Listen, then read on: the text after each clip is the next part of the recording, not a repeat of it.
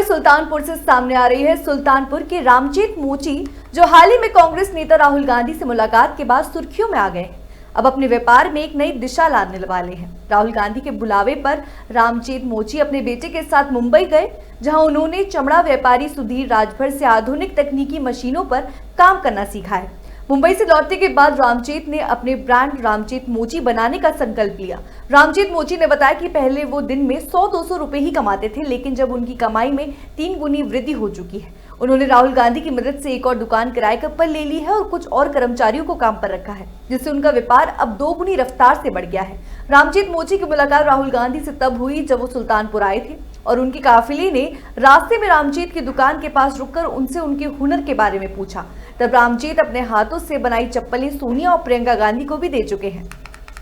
वहाँ सुधीर नाम का चमार है और जूते चप्पल पर्स और बेल्ट अच्छे ढंग से अच्छे कटिंग से बनाते हैं। उनका माल बाहर विदेशों में सप्लाई होती है। यही काम सीखने को आगे बढ़ाने के लिए राहुल भैया जी उनका साथ पकड़वाने के लिए हमें बुलाए थे बम्बई। हमने गया वहाँ देखा तो कारोबार तो एक जैसा है, जैसे हम कर रहे हैं जैसे वो कर रहे हैं, काम एक ही है, लेकिन क्वालिटी ब्रांड अलग अलग है। हमारे चमड़े का है, उनका मिक्सचर है, लकड़ी भी है, उसमें रबड़ भी है, प्लास्टिक भी है और आगे की उनका मांग होती है तो विदेशों में जाता है। कैसे आप कितनी तारीख को गए यहाँ से, कैसे गए आप, कैसे आपको सूचना मिली कि मुंबई जाना है? हमें 4 तारीख को फोन आया, हमने बात किया। 5 तारीख को हम यहाँ से निकले।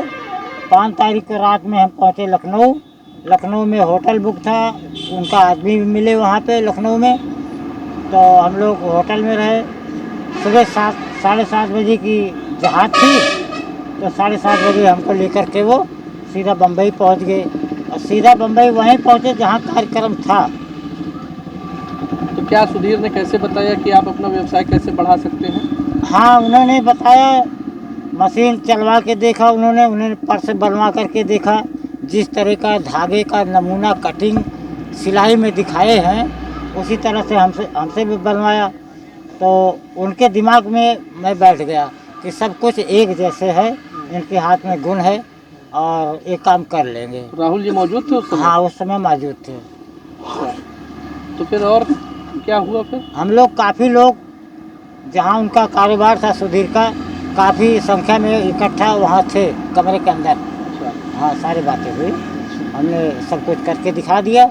तो सुधीर ने हमको बता दिया, बोल दिया, तत्काल बोला कि ये कामयाब आदमी है, सीखा हुआ है, इसको बताने की ज़रूरत नहीं है। तो रामजीत मोची अब रामजीत ब्रांड कैसे बनेंगे, इसकी बात कहाँ से निकली? ये बात हमने पहले भी जब भैया मशीन दिए थे, जब भी हमने आवाज़ उठाई थी, तो भैया जी ने बोला कि अभी तुम जहाँ हो यहीं रहो, कमाते खाते रहो, अपने लड़के को आगे बढ़ाओ तो अपना ब्रांड निकालना। वो समय आ गया, सुधीर का जब साथ मिला तो हमने वही मांग कर लिया। हमने बोला भैया वो जो हमने रामजीत मोची का लेबल लगाना चाहते हैं, आप तो लगा सकते हैं ना? बोले हाँ, कारोबार आगे बढ़ाओ और रामजीत मोची का ब्रांड निकालो। सही है, अच्छा है। राहुल जी, ये आपसे नहीं कहे कि जैसे आप मजबूत हो रहे हैं ऐसे अन्य समाज के लोगों को भी जोड़िए या वो उनसे मुलाकात करेंगे या उनकी भी मदद करेंगे, कुछ ऐसी कोई बात हुई? हाँ, इस बात को उन्होंने पूछा था कि रामजीत जी काम कैसे संभालते हो।